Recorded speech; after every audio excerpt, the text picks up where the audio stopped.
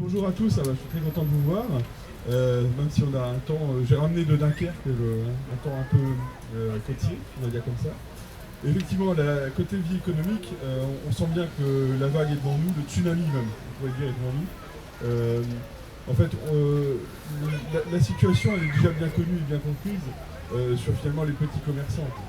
Donc sur toute l'activité de petits commerces, bon, il est évident que les ravages sont déjà là. Bon, les statistiques ou les évaluations indiquent environ 50%, entre 50 et 75% des petits commerces qui ne se relèveront pas. Et même ceux qui se relèveront, de toute façon, s'il n'y a plus de clients pour les faire vivre, ça va être compliqué.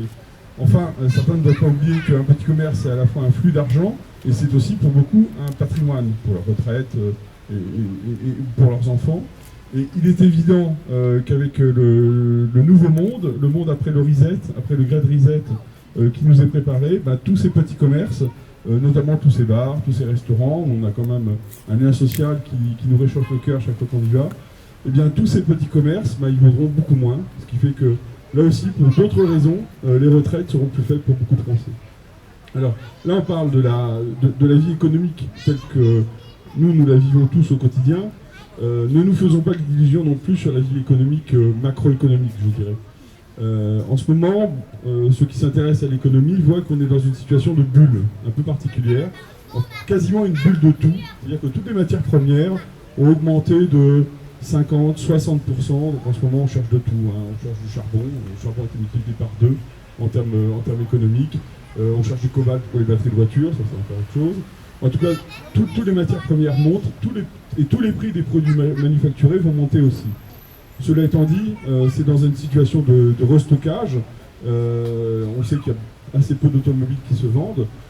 Donc tout le monde commence déjà à pressentir, à partir du second trimestre, probablement fin du second trimestre, un ralentissement majeur. Et ce ralentissement majeur, il va hélas, donc une grosse vague, hein, un gros raz-de-marée. Et ce gros raz-de-marée, il va se cumuler nécessairement, si je puis dire, avec la fin des aides de l'État sur l'activité partielle de longue durée, la PLD. Aujourd'hui, donc, il y a 92 milliards d'euros qui ont été investis par le gouvernement en termes de soutien. Ces 92 milliards d'euros, il va bien falloir qu'un jour quelqu'un les paie.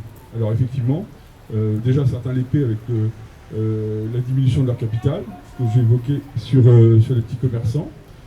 Et puis d'autres, nous allons les payer, alors soit par des impôts, ça de toute façon on le sait bien, soit par des mesures sur notre épargne. Et ça, il faut bien en avoir conscience.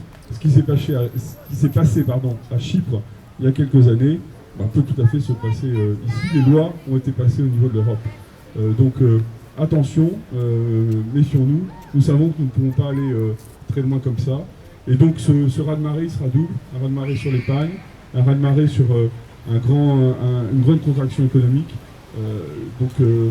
Il est temps vraiment de faire quelque chose. Alors plutôt que payer 92 milliards d'euros qu'il faudra rembourser à l'Europe, via un plan de relance d'ailleurs particulièrement flou et finalement pas très efficace, plutôt que devoir vendre tous les bijoux de la couronne, si vous permettez l'expression, à la Chine via les routes de la soie, vous avez certainement entendu parler de ce projet.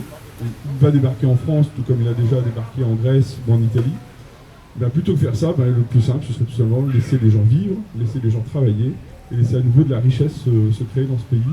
C'est un pays qui est formidable, la France, donc il y a tout pour surmonter ça. Et on nous parle beaucoup de nouveau monde, on nous parle beaucoup d'écologie. Moi, à titre personnel, je suis particulièrement touché par les problématiques d'écologie et de réchauffement climatique. On a un défi formidable à lancer. On a besoin de toutes les énergies pour ça. C'est certainement pas en empêchant aux étudiants d'étudier, de travailler et de préparer un monde qui soit plus humain qu'on y arrivera. Voilà, merci.